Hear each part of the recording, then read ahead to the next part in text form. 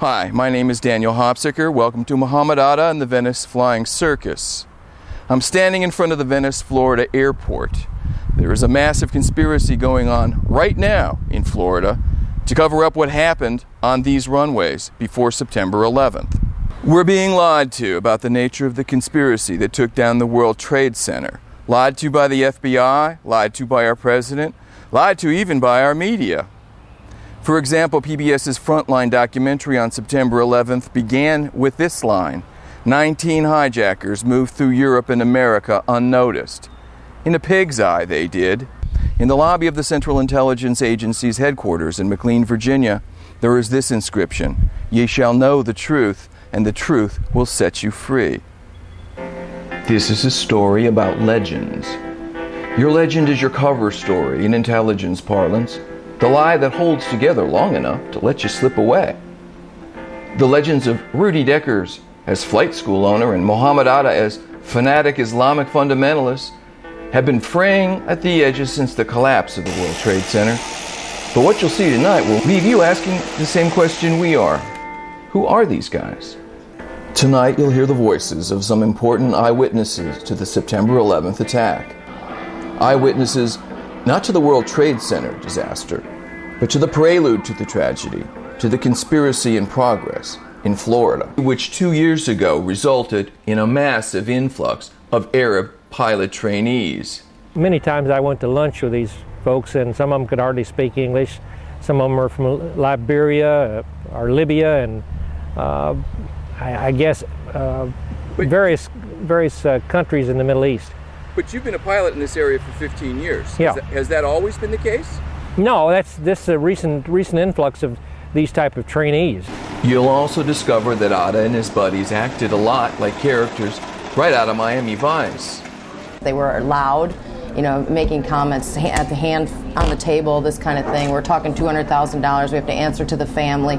I thought it was mafia. And you'll learn that the man largely responsible for this massive influx, flight school owner Rudy Deckers, is not who he pretends to be. And what I heard was just that he had a backer in Naples that was backing him financially. That the money that he had, that he, in a sense, flaunted, was not even his money.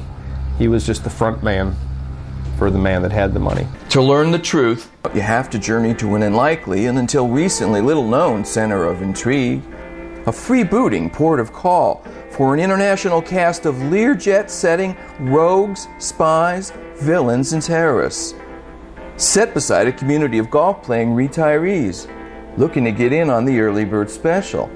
Welcome to Venice, Florida, a tiny retirement community on Florida's Gulf Coast. Like most towns, Venice has a few things to boast about. It bills itself as the shark tooth capital of the world, for example. And it has the second oldest population per capita in the entire United States. But it's really just a pleasantly ordinary little place. Except that Arab terrorists by the dozens came here to learn to fly. Mohamed Atta piloted the plane that hit the first tower. He learned to fly here. Marwan al-Shehi flew into the second tower less than half an hour later.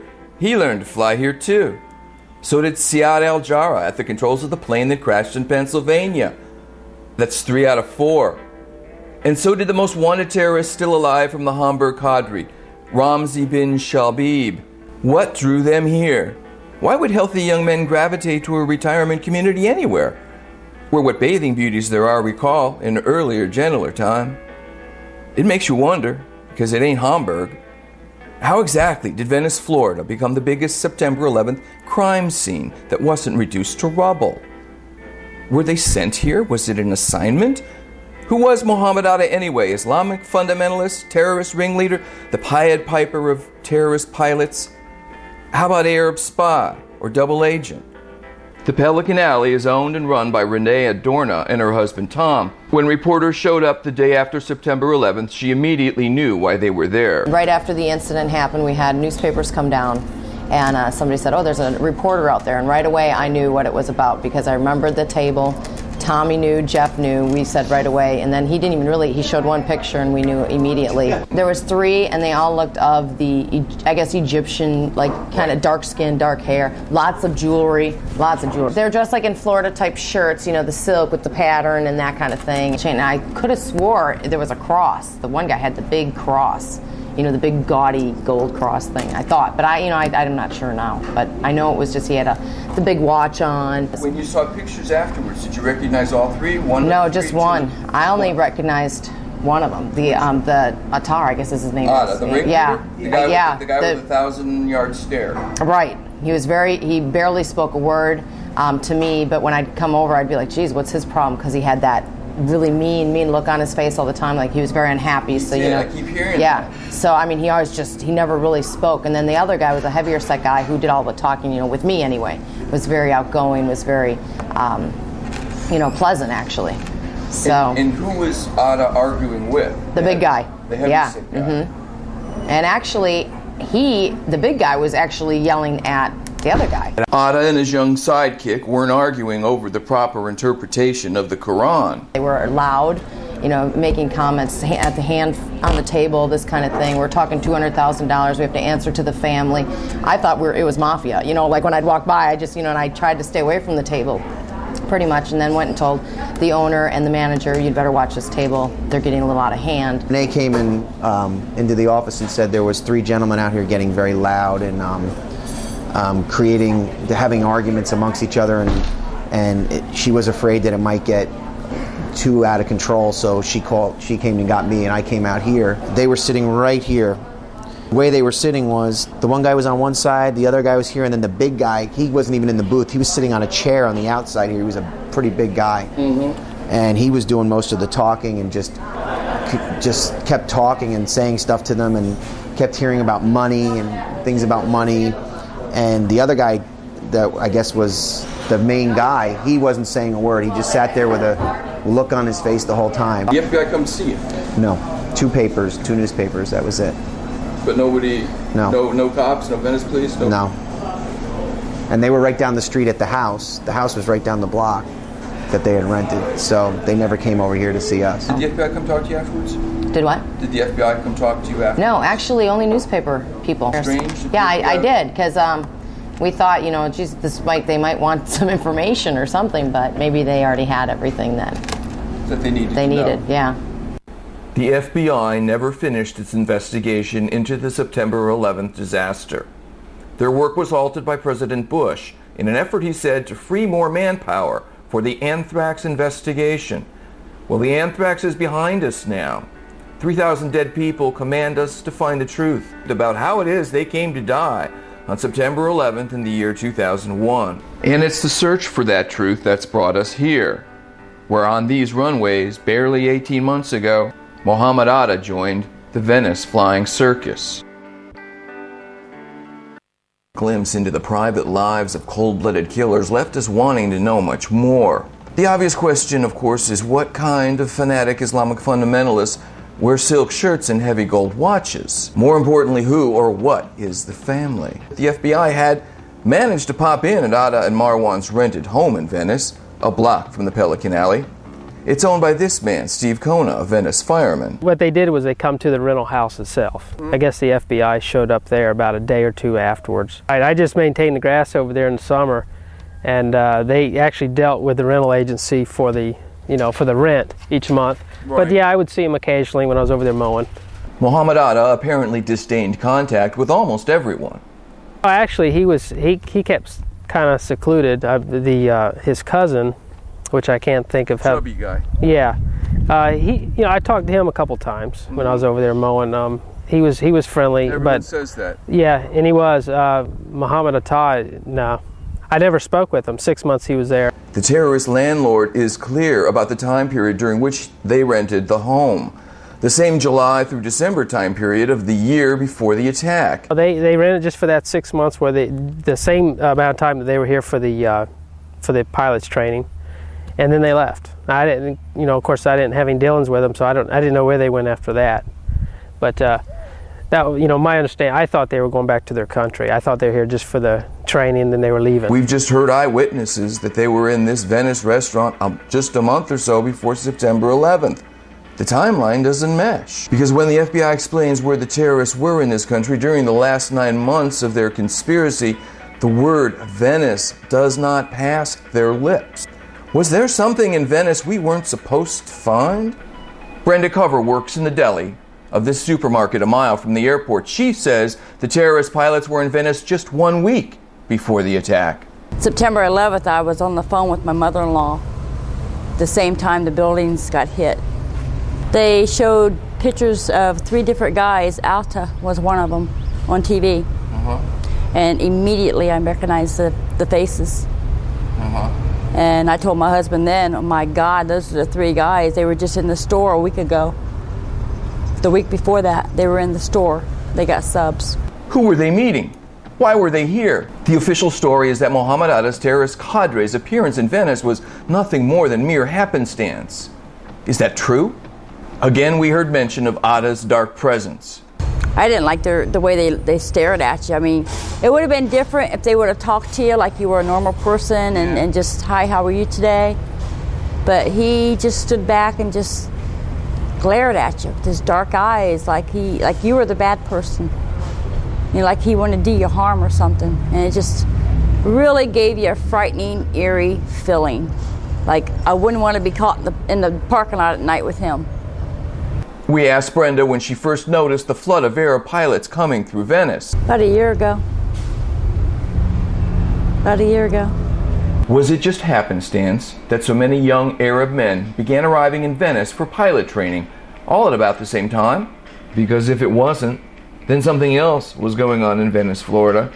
Something which the FBI may be doing its best to ignore. Venice is worlds away from Miami Vice.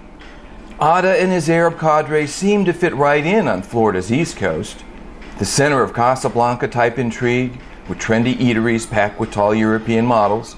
It's a raffish sort of place where even Osama bin Laden could find an aircraft broker who would sell him a U.S. jet trainer. This is the Fort Lauderdale Executive Airport, famous as a safe harbor for pirates of the air. This company, for example, used to work out of the infamous Mena, Arkansas airport, known as a haven for aviation intrigue during the 1980s. Just blocks from this airport, Mohamed Atta rented a car for what would be the last month of his life. Incredibly, he used it to return to Venice. As we've seen in the FBI's official chronology, the word Venice does not appear in the story of Mohamed Atta's final days. But in the rental cars that Mohamed Atta and Marwan rented right behind me here, they went to Venice twice. He rented 2 cars over 3 different contracts, a total of about 5 weeks. He picked up that car at closing time, and that one was going to be for 2 weeks. He told me it was going to be for 2 weeks, and told me he had to go over the west coast of Florida and wanted to know if that would be a problem. In this nondescript building in Pompano Beach, Florida, we got confirmation that Atta had been in Venice during 2 of the last 3 weeks of his life. While he was over in Venice during those 2 weeks, he called me from Venice. I saw it on the caller ID, and I thought, oh, wonderful, I got a car broke down over on the west coast of Florida. And he called me because the service engine soon light was on. During his questioning by the FBI, Warwick learned new details of the attack. Well, Marwan almost missed the building, so FBI told me that he was flying Marwan was flying 100 miles an hour faster than Atta, and that's why he flew into the building deeper, and that's why that building came down first, is because there was so much fuel deeper into the building. But their also explanation is Atta was very cool, calm, collected, just zeroed right in on it, just bingo. And Marwan, on the other hand, 10 years younger, was just scared to death. And flying, he flew erratic, and like I say, at the last minute, he almost even missed the building. Numerous items in Warwick's account are at odds with the official story. Atta had supposedly never been to America before the previous summer, which is hardly enough time to learn to speak without an accent. How was their English? Both of them very good. Yeah. Very. I really thought that they had been in the country for a long time. Where and when did Mohamed Atta learn to speak like he'd been here a long time?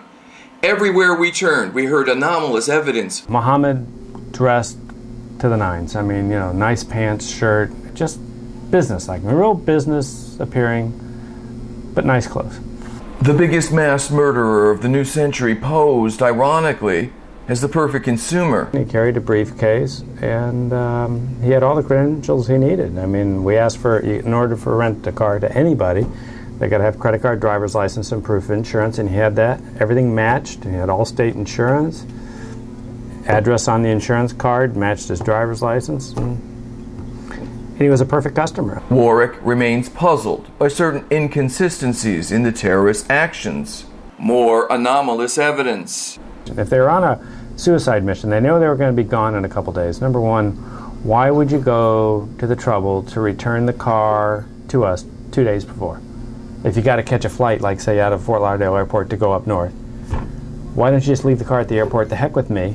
We already had a signed credit card slip. We could have put it on that credit card slip and saved yourself the aggravation. And what would you care? They bothered returning the car here, and on the last contract, we already had a signed credit card slip for Mohamed, and Marwan said, no, don't put it on his credit card. Here, put it on mine. Well, in order for us to take somebody else's credit card on a contract, you got to be on the contract.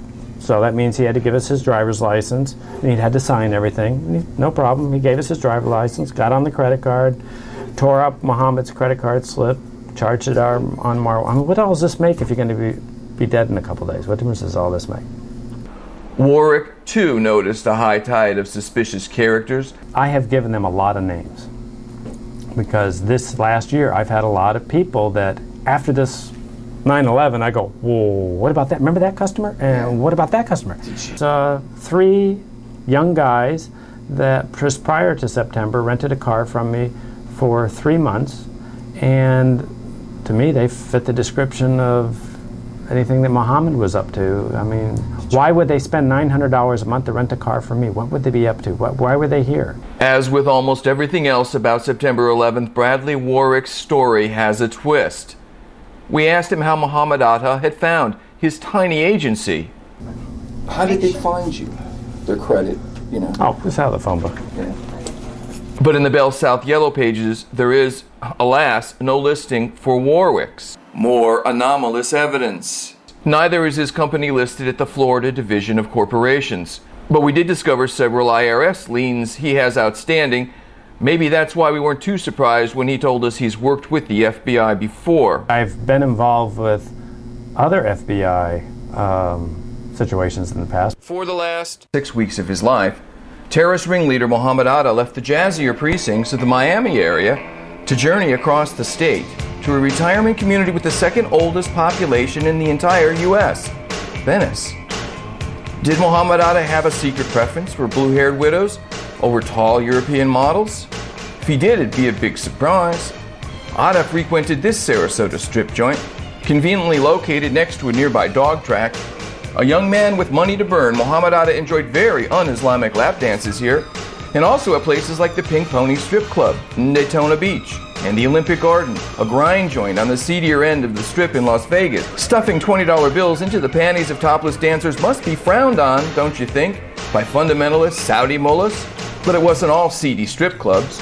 When not ogling infidel flesh, Atta had a taste for the finer things as well, like hanging out at Harry's Bar in New York, for example, where he preferred a table near the piano. We can see someone, an Arab spy, for example, having a preference for a table near the piano at Harry's Bar. But an Islamic fundamentalist? 3 nights before the attack, Mohamed Atta, Marwan Shehi, and Siad El-Jarrah drank at this Fort Lauderdale bar. It gained immediate notoriety. Federal agents flashed pictures of the terrorist pilots who just a day earlier had demolished the World Trade Center to the manager Tony Amos and Patricia Adrisi, the bartender. We were able to recognize both gentlemen, Amos said. Atta drank Stolichnaya vodka for 3 straight hours, the bartender remembered. Marwan al-Shehi was drinking rum.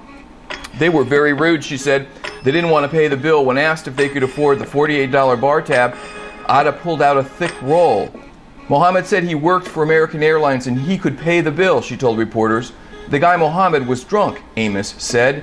A week later, Amos changed his story. Mohamed Atta drank nothing stronger than cranberry juice that evening at Chuckham's Raw Bar, night manager Tony Amos now said. He was sitting quietly by himself. Take a look at this picture. Do you think the restaurant manager changed his story because he mistook Atta for someone else? We wanted to ask him, but when we stopped by, neither he nor bartender Idrisi were there any longer. The current bartender, before she realized she'd said too much, indicated their leaving was somehow 9/11 related. Life in Venice must have been hell for someone with Atta's jet-set tastes.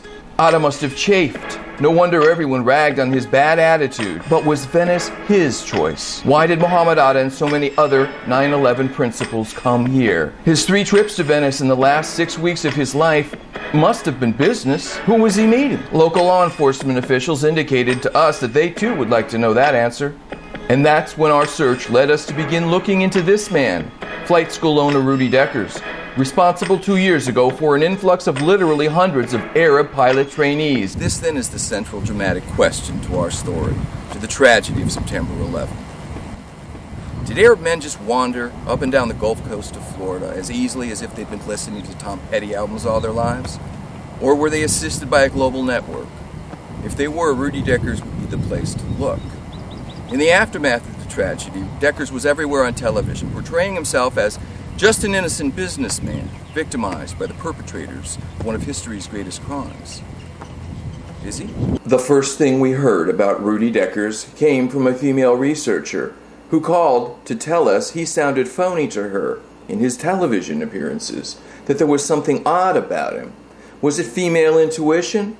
He sounded sincere enough to us. This morning at 7 o'clock I heard what happened, and the first thing I questioned myself was if I would have known. I would kill him by my own bare hands. If I have a Muslim coming in right now, I think that I'm going to be a human being and tell him, get the hell out of my property here. The day that all this occurred, we felt very, very sad, like all the other Americans. Deckers isn't American, he's Dutch. And his response to pass the buck on to unnamed underlings sounds a little rehearsed. How was it that you first came in contact with these men? I have heard yesterday from my own police, because I don't have contact with every student that walks in, that these 2 individuals came in July in 2000, checked our facility, said that they were flying in another facility in Tampa. They were not happy at that facility. They came back after a couple of days and decided that they wanted to fly with us. That seems a simple, straightforward chronology. But compare it with the words of the chief flight instructor at Jones Aviation in nearby Sarasota, Florida, who tells another story altogether. It was on or about June of, would have been 2000.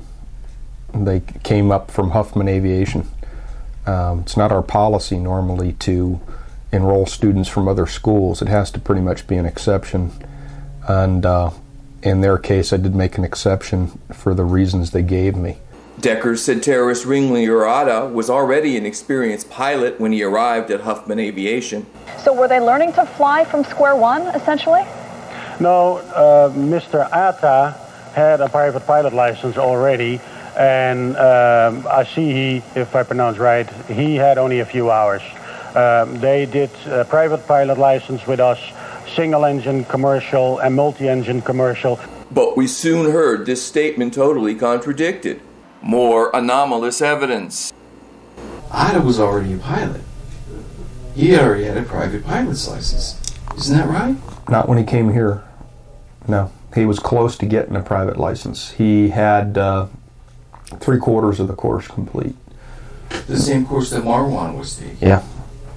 But but there was no discernible difference in training skills and skills events between the two? Between the two? Atta was the better pilot of the two. But both of them, I mean, looking at them both as 2 students learning together, where they were in the curriculum when they came here, they should have been a lot further along. The FBI, we learned, had known about terrorist training at Rudy Deckers Flight School for some time, which probably accounts for their swift response. The FBI visited you just a few hours ago and confiscated some records. Can you tell us about that? It was yesterday, 2:30 a.m. They called my managers here in Venice and wanted to see 2 files. I came in at 7 o'clock in the morning. They were still there. I talked briefly with them. They were ready to go. I told them that we have more customers, clients from the Middle East, and I thought it was a good idea to give them all my files. So I gave him a couple of 100 files from the last years. The contents of the files of Rudy Deckers Flight School might answer some persistent questions. about the terrorist conspiracy's operations in Florida, and even reveal what kind of help they may have received in this country and from whom. But these questions haven't been answered because the FBI hasn't talked about what's in them. One Venice law enforcement official told us they, the FBI, loaded 2 Ryder trucks right outside the police station, then drove the trucks right onto a C-130 military cargo plane at Sarasota Airport, which flew out with Jeb Bush aboard. Since the FBI is not talking, maybe somebody should ask Jeb Bush.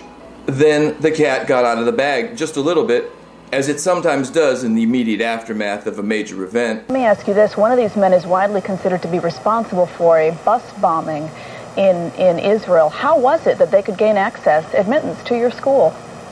Well, they didn't came through our paperwork like they're calling from Europe, and we know 2 months ahead that they're showing up. As I said, they came from another flight school out of Florida. Probably that flight school did all the INS paperwork with them in their country. Authorities immediately denied that the Mohamed Atta who masterminded the demolition of the World Trade Center was the same Mohamed Atta who had 15 years earlier blown up an Israeli bus. So there apparently were 2 separate Arab terrorists with the exact same name. But then we discovered a story from September 15th's Washington Post stating Mohamed Atta had been to International Officers School at Maxwell Air Force Base in Montgomery, Alabama, and that others of the terrorists had attended the Aerospace Medical School at Brooks Air Force Base in Texas and the Defense Language Institute in Monterey, California. 3 of the terrorists had even listed their address on their driver's license as the Naval Air Station in Pensacola, Florida, the story went on, where they participated in military exchange programs for foreign officers at the Pensacola Naval Air Station. Foreign nationals who became terrorist pilots were training at U.S. military facilities they would most likely have had connections to Arab governments considered friendly to the United States. And that's a big story. But when the Post story ran, authorities denied it too. So now apparently there are 3 separate Mohamed Attas. Imagine that. Rudy Deckers was quick to disclaim any responsibility. He was just an innocent businessman, he told reporters. And I know it's difficult because you, in some sense, feel a little bit of responsibility, don't you? No, we don't feel responsible for what happened at all. Not nothing.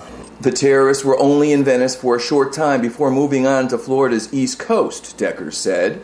I have learned yesterday that after November 2000 that they left this facility and went to a flight school in Pompano Beach where they had additional training for jets. In later interviews, his story remained much the same.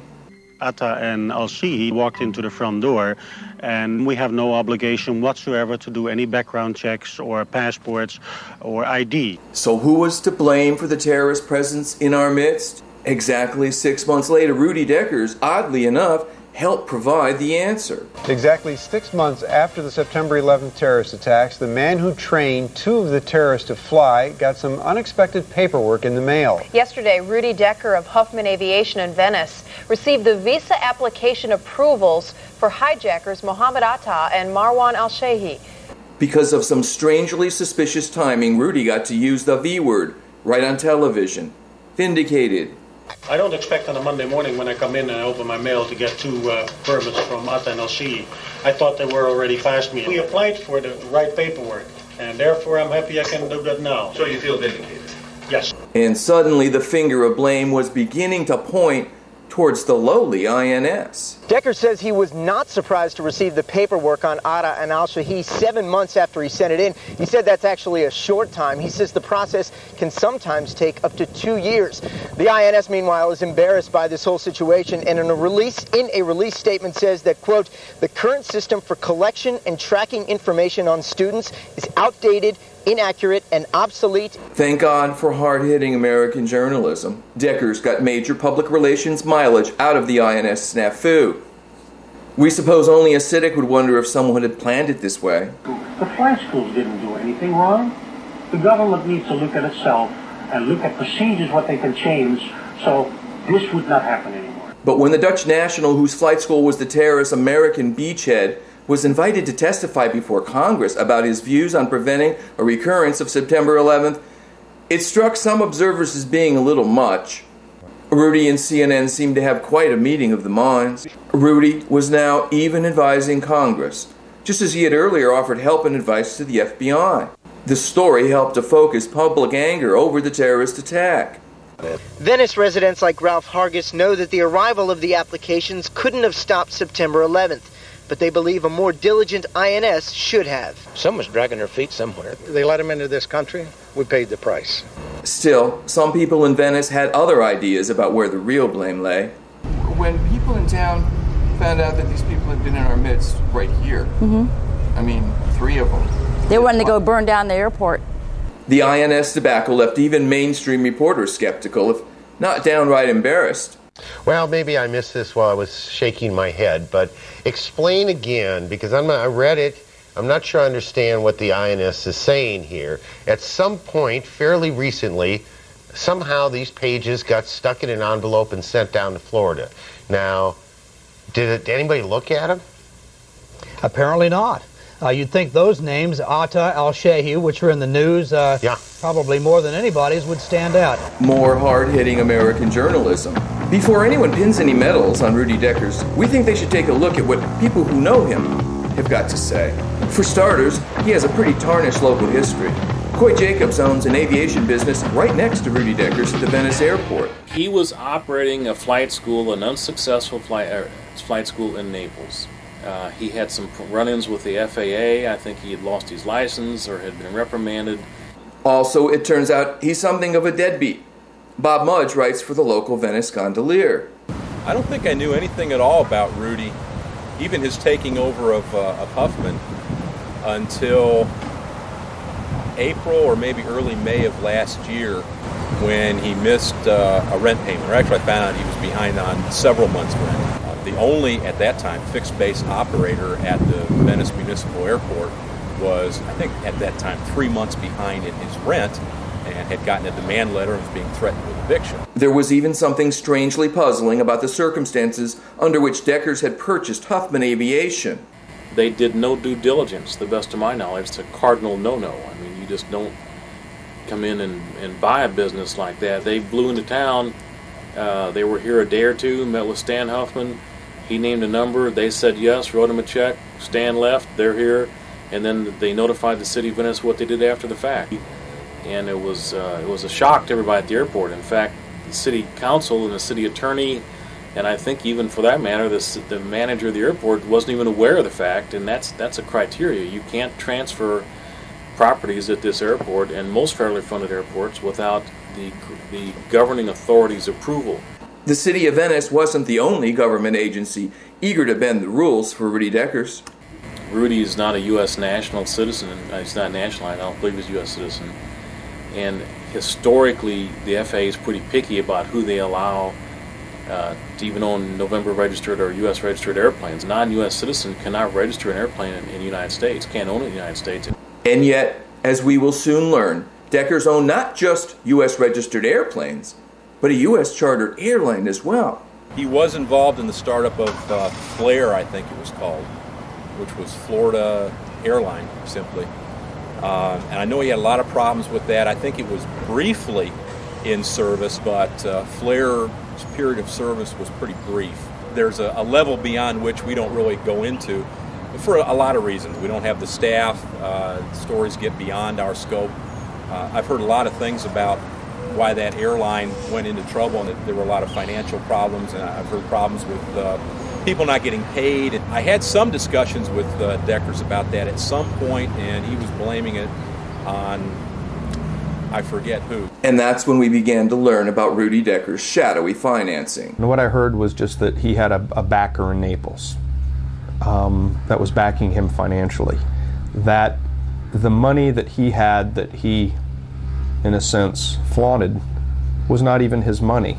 He was just the front man for the man that had the money. The only way I could explain it, and the only way it was explained to me, was that Rudy Deckers was running an unsuccessful business in Naples. He was not making any money. He had he didn't have the best of reputation. Somehow, Rudy Deckers' financial profile changed overnight. Just about a year earlier, he asked me for a ride from Venice to Naples, which is an airplane ride, which is maybe a 20-minute ride, and didn't have the money to buy gas. I mean, I said, yeah, I'll take you down there with one of my pilots if you buy the gas. He didn't have the money to buy gas for an airplane to go down and back. And then he shows up a year later and plops $1.7 million or $1.8 million or $2 million on the table as if it was paper money. Tom Hammersley was the chief flight instructor at Florida Flight Training, the other Dutch-owned flight school at the Venice airport. They trained the terrorist pilot at the controls of the plane which crashed in western Pennsylvania. I know that he wanted to buy out everybody on the block, so to speak, and have a monopoly on the airport. That was one of his goals. And I really didn't see it as anything else but a Dutch man with a French complex called a Napoleon complex. So 2 Dutch nationals had purchased flight schools at the Venice airport in the year before the terrorists began to arrive. Local observers thought that was one Dutch boy too many for coincidence. It's kind of odd because the only other flight school in town is owned by Arnie Kuthoff, and he's Dutch. I mean, the odds of that are pretty slim. And each of those flight schools was purchased in the same year, a year before the terrorists showed up. About the same time period, yeah. I've heard a lot of rumors that I haven't been able to substantiate about connections between them and other businesses here and entities and agencies outside the area. It certainly is something you'd have to say is an interesting coincidence. The notion that it is just coincidence that dozens of Arab student pilots learned to fly at 2 separate Dutch-owned flight schools at this tiny airport is called the magic Dutch boy theory. Just like the magic bullet theory in the Kennedy assassination, where a magic bullet was the only way the FBI could concoct a scenario which let them apply a lone nut gunman tag to Lee Harvey Oswald. The FBI's explanation of the conspiracy leading to the September 11th disaster only flies through similarly twisted logic. Consider both pilots who guided planes into the Twin Towers of the World Trade Center trained at Dutch national Rudy Decker's Huffman Aviation, which he had purchased the year before the terrorists began to arrive. The terrorist duo practicing touch and goes on Florida's Gulf Coast were soon joined by a third student terrorist pilot, Siad El Jarrah, the Lebanese national, at the controls of the plane which crashed in western Pennsylvania, making it a terrorist trifecta out at the Venice airport. He trained at the Florida Flight Training Center, newly purchased by yet another Dutch national. 2 Dutch boys buying adjacent flight schools, which shortly thereafter get overrun by terrorists as one damn Dutch boy too many, one Southern lawman told us. It's untidy. Making this even more suspicious is the fact that both Deckers and Krudoff insist they only met in Venice. Turns out they're lying. I was also the chief flight instructor down at Florida Flight Training Center, which is on the Venice airport. It's at the opposite end. And I knew Rudy Deckers. My former employer, Arne Krutoff and Rudy Deckers, are both Dutch. They go back a long time. We wanted to ask Arnie Krutoff about this, but when he visited his flight school, he tried to threaten us. It didn't work. You're lucky to sit where you're sitting, because right now if you sat in Rudy's office, you wouldn't be. One common link between the two men is a German national named Pascal Schreier, who recruited students for both men in, are you ready for this? Hamburg, Germany. I know Pascal Schreier. I worked with him as part of Florida Flight Training Center. He's a German boy and did a lot of recruiting students over in Europe, sending them over to Arne. The 2 Venice Dutch boys run supposedly competing flight schools, but strangely, Pascal Schreier has been in business with both of them. According to the French newspaper Le Monde, Swiss police questioned Osama bin Laden's older brother, Yeslam, a key figure in the family's business empire, because one of his companies, Avcon Air Charter, just happened, as they say, to have offered flight training to clients at the Venice flight schools attended by some of the hijackers. I asked them specifically what their goals were, and they said they wanted to learn to fly so that they could go fly for Saudia. For people coming from that part of the country, Saudia would be the premier airline of the Middle East. Why haven't we read about this in America's so-called free press? Why are we still accepting at face value the word of a man of such clearly dubious character? Deckers, for example, was recently forced to settle a lawsuit for sexual harassment filed by an 18-year-old girl. A former employee, it turns out she was also the Huffman employee who filed the terrorist error-filled INS paperwork. Remember, to get the visas that came back 6 months to the day after the attack? Perhaps she can be forgiven her mistakes, given that she was at that same time being distracted by the pawings of a middle-aged Dutch creep. You're aware of the numerous allegations of sexual harassment, for example. Yeah, I hear that. I mean, that's rumors around the airport. Airport's smaller community. It's like a small microcosm of society. Most airports are. And yeah, people, women leave, and down there, I've heard that there's been problems down there.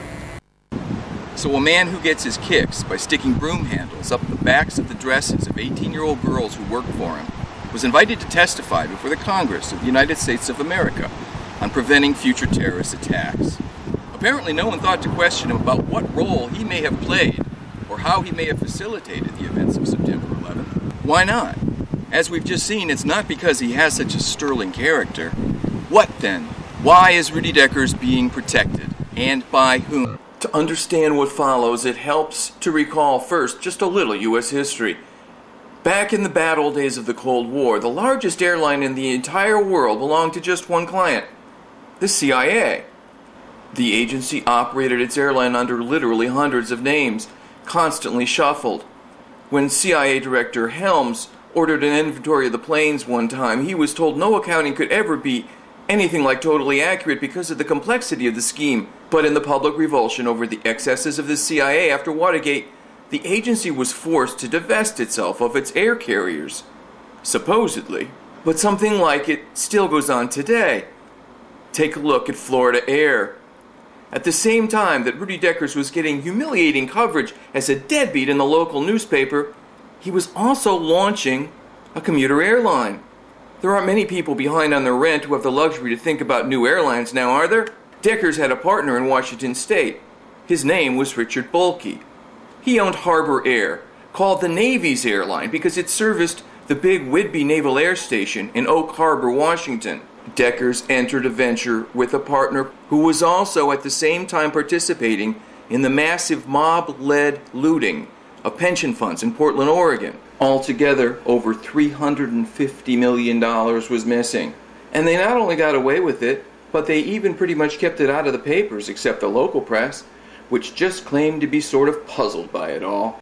Deckers' partner Richard Bulkey was pretty fortunate too. He gave him $26 million to build this high-rise condominium project that only cost $12 million. Where do you go to apply for that kind of work? Portland reporter Eric Mason was intrigued by the Bulkey-Deckers connection too. When he went to interview Bulkey, Bulkey told him he was someone else. It's interesting, the first, conversation that I had with him, he denied being Richard Bulkey. I recognized him from the description I had gotten. I said, Mr. Bulkey, can I get an interview with you? And he said, Mr. Bulkey isn't here. And then when I saw him again, I said, Mr. Bulkey, I think you really need to speak to me. I've got some important questions for you. He finally said, okay, come on upstairs. Mason was interested in Bulkey for pretty much the same reasons we were. The financing that had gone between Mr. Bulkey and Florida Air, which was a sister operation to the flight training center which trained Mohamed Atta. Remember what we said at the start of the show? That this was a story about legends? That your legend is your cover story, the lie that holds together long enough to let you slip away. Well, oddly enough, Richard Bulkey's condo project in Portland, Oregon, it's called Legends. Rudy Deckers might be involved in a lot of aviation-related businesses that don't make any business sense. But so is his partner, Richard Bulkey. Richard Bulkey's former employees always wondered what the aviation business was really doing.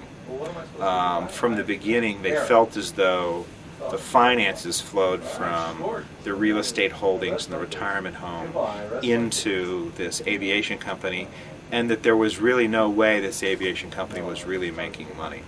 So the question about what this aviation company was really all about, that still remains to be seen. When things don't make business sense, sometimes it's because they do make sense, just in some other way. It started out of here, which was a Decker Hilliard thing, which again just never made sense. That airline startup thing was the chances of that working were, and we joked about it. In fact, it was such a joke around here at the airport. It was a thing where, I joked around. I said, oh yeah, they're going to start an airline. I said, I'm working on a shuttle launch facility right next door here. We are looking, remember, for evidence of the global networks which authorities said must have been aiding the terrorists while they were in this country.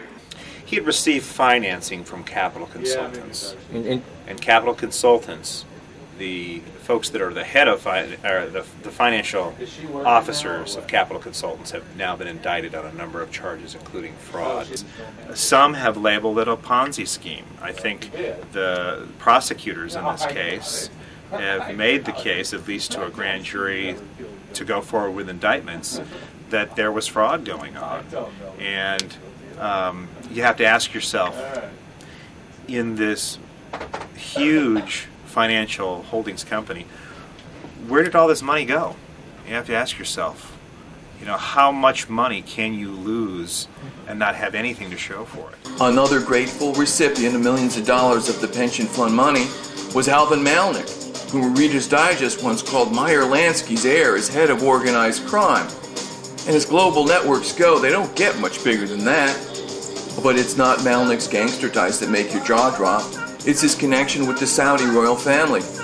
A Jewish gangster, Alvin Malnick's son, is married to the daughter of Prince Turki, a leading prince of the Saudi Arabia kingdom's founding family, who lived in this swank Miami condo project, the Cricket Club, at Malnick's invitation. The Saudi prince not only blessed the marriage, but regularly works with the U.S. organized crime associates. One knowledgeable observer told us he would frequently send his private 747 to Florida to pick up Malnick and his associates so they could conduct business on the plane away from prying eyes. Malnick also owns what law enforcement sources call the biggest mob hangout south of New Jersey, the Forge, which attracts what one investigator called men with big cigars and women with tiny resumes. In front of the Senate Banking Committee hearings about the terrorist money trail and the aftermath of the September 11th disaster, Assistant Attorney General Michael Chertoff said, "Frankly, we can't differentiate between terrorism and organized crime and drug dealing." Rudy Deckers, it seems, has partners who are in business with the mob, and the mob is a global network, and the mob traffics in heroin, which gives them something pretty big in common with Osama bin Laden's organization, believed to derive much of its funding from the heroin and opium trade in Afghanistan. But there's yet another global network which often works together with the mob, which has its fingerprints all over the Rudy Deckers story. Take Rudy Deckers Airlines Florida Air, for example. Just like the CIA's airline back in the 60s and 70s operated under hundreds of names, Deckers Airline does too. Florida Air really isn't Florida Air, for example. It's Sunrise Airlines of Las Vegas, doing business as Florida Air. But then Sunrise Airlines of Las Vegas isn't really Sunrise Airlines either. It's Express Air of Phoenix, doing business as Sunrise Airlines. Somebody real high in the U.S. government must have loved these guys, because they were getting more than $3 million a year from the U.S. government itself in something called the Essential Air Service Program in the Department of Transportation to run flights in rural Arizona. But it gets better. The plane they flew the service in was donated to them for just $1 a year by the city of Show Low, Arizona, which obligingly purchased it for them after the city fathers approved a $2 million bond issue. But it gets better yet. After being the recipient of all that government money, Rudy Deckers' company didn't even operate the flights. It went bankrupt instead. Deadbeat Rudy Deckers was starting an airline. And how's this for an ironic twist? Who should line up to provide him with his very first celebrity endorsement? But Florida Secretary of State Katherine Harris. We all remember her. At this point, we wondered, is it just us? Did anyone else see what we were seeing? Well, yes. There is a lot of uneasiness about Rudy Deckers in Venice, Florida, especially among people who know him. I think in a lot of ways he's very ambitious. To what extent he would go to succeed, I don't know his character well enough to comment on it. It's common knowledge around the airport that in fact, the phrase you hear a lot of times is you can't believe what he says. I mean, he doesn't have a lot of credibility. I've certainly had a number of occasions when Mr. Decker has told me something that turned out not to be true. They did have somebody in foreign agent in Hamburg. It was common knowledge that they went after the markets, and they went after, they had foreign agents. They called them agents. I mean, after the fact, of course, it looks extremely suspicious. I mean, what are the chances that all the people, or the huge bulk of the terrorists would train in 1 or 2 flight schools in one town? Exactly. What are the chances? This is a question which the FBI seems desperate to avoid. Take a look at this wanted poster they put out. 2 weeks after the attack, they'd confiscated everything in sight at both Venice Dutch boys' flight schools. So why is the word Venice so conspicuous by its absence in their report? What are they covering up? From his vantage point as the owner of the aviation facility right next door, Coy Jacobs says suspicions about Rudy Deckers have been widespread around the Venice airport since he moved in the year before Mohamed Atta came to town. Since September 11th, the suspicion has only grown more intense. When people operate suspiciously at airports around here, people start acting suspicious. I mean, law enforcement hovers around most airports in the southeast United States to some extent. They hover around airports around here, obviously, and they were told to stay away from that operation. Who was told? The Sarasota County drug interdiction people were told that they had a green light to operate and that they were to stay away from it. They were some type of a alluded to the fact that they may have some type of government protection. Government protection of Rudy Deckers? That would explain the softball coverage by CNN. The question was, which part of the government? It's a published known fact that some people fairly high up in the CIA have started developments around here. I think by developments I'm talking investments after they retired. I would say that it's not the Bush's vacation here. Rudy Deckers doesn't impress locals as any sort of budding James Bond, but the money man behind Rudy, he's another story. It seemed like he wasn't maybe quite as astute as I would have thought somebody in the intelligence community would be.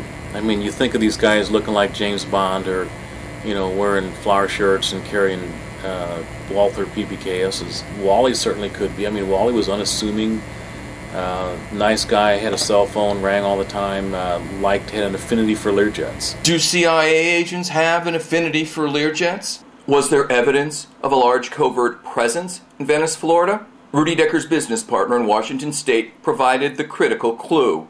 Richard Bulkey started in the business of creating freestanding retirement homes. And he, at one point, had the largest company, the largest holding of these freestanding retirement homes in the country. One of the retirement homes that belongs to the company that Richard Bulkey once held was just a stone's throw from the airport where Mohamed Atta was trained. And you have to ask yourself, there's a lot of coincidences here. Are they just coincidences, or is there something more to it? In an ironic twist worthy of the spy fiction of Jean le Carré, it turns out that its elderly population, the very thing that made Venice seem an unlikely terrorist destination resort, was what drew Atta and his cadre here in the first place. American intelligence has had a significant presence here for a long time in, of all things, the nursing care industry. This stately colonial building, just a block from the Venice airport, was built to house the national headquarters of a huge nursing care company, started by a man whose name is synonymous with American covert operations during the past several decades, Jackson Stevens. Jackson Stevens' name surfaced in the BCCI scandal, in the Mina drug scandal, in the Promise software scandal, in the Vince Foster scandal. This stately mansion, which still houses Jackson Stevens' law firm, is the house that Jack built. And right across the street is Richard Bulkey's Altera assisted living facility. And just around the corner is Huffman Aviation. Our biggest discovery was that the parcels of land surrounding the Venice airport tell their own story of covert associations. It's the story of America's secret history. Here, Jackson Stevens' law firm, Boone, Boone & Boone, it still exerts control over the civic destiny of this tiny town, and the founder of the firm was former Florida Governor Lawton Child's college roommate, a detail whose importance will shortly become clear when we look just down the street, where right beside the Venice airport sits the long-time winter home of Ringling Brothers Barnum and Bailey Circus.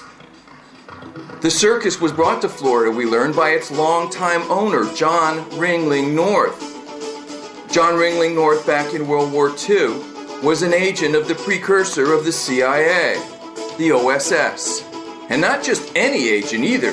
He's credited with securing the release from Italian prisons of key mafia figures who repaid his kindness by assisting in the Allied invasion of Italy in 1944, more than 50 years later. Sitting right beside the Ringling Circus grounds, right next door to Jackson Stevens' law firm, and right beside the Venice airport, is a parcel of land housing the Italian-American Social Club.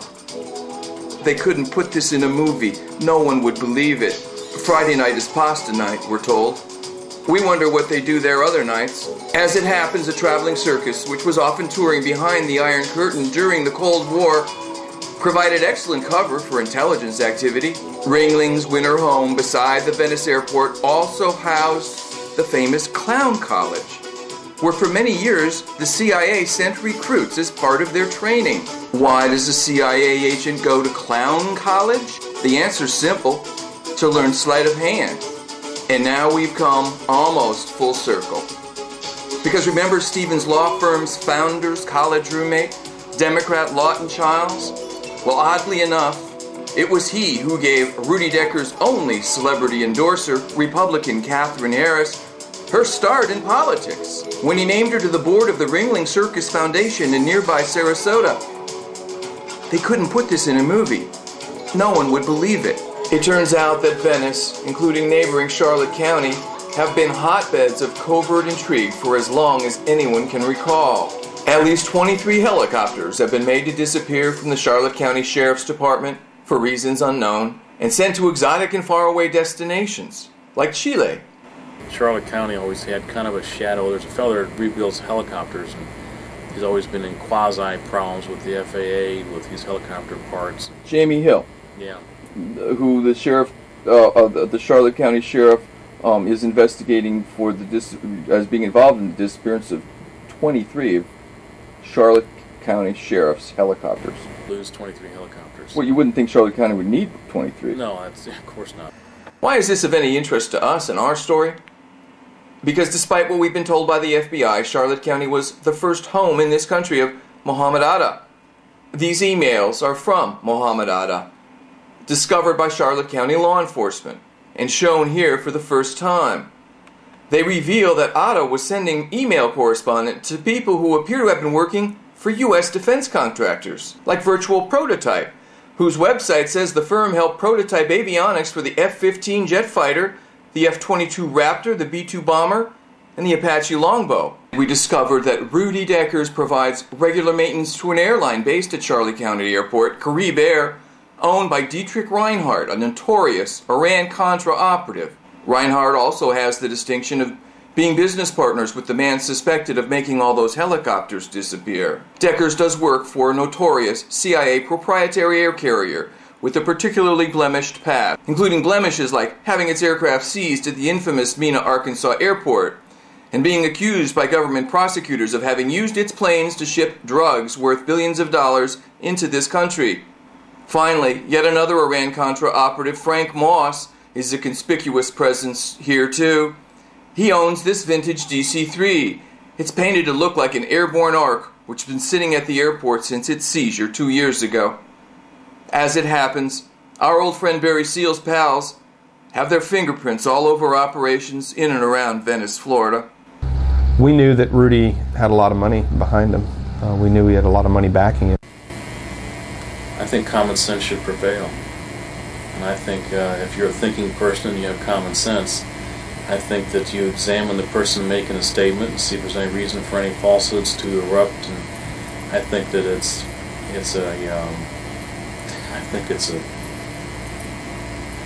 pretty suspicious to me. So much dust in the air, so to speak, that people couldn't really focus on what was perhaps, the true way the Trojan horse got into this country. In a world where the truth was something more than an inconvenient annoyance, there might be signs at the edge of this town reading "Welcome to Venice, home of the Trojan horse." We don't live in that kind of world. Maybe we never will. We've just presented an hour's worth of anomalous evidence pointing to the existence of a conspiracy to keep the American people in the dark about the true nature of the tragedy that darkened all our doorsteps last September, we could easily show you several hours worth of anomalous evidence more. But this is the point of the show where we let down our journalistic guard, where I tell you what I think. I think that there's only one thing worse than having to watch human beings jump out of 100-story windows in 2s and 3s holding hands. And that's having to watch it and then having your government lie to you about who did it and why. I think that the brutal reality of American life as we enter the 21st century is the same as that which faced the citizens of Rome almost 2,000 years ago, when they looked on with despair at the swaggering and corrupt Praetorian Guard that had made a mockery of their once proud republic, and asked out loud the question that echoes down to us across the centuries: who will guard the guards?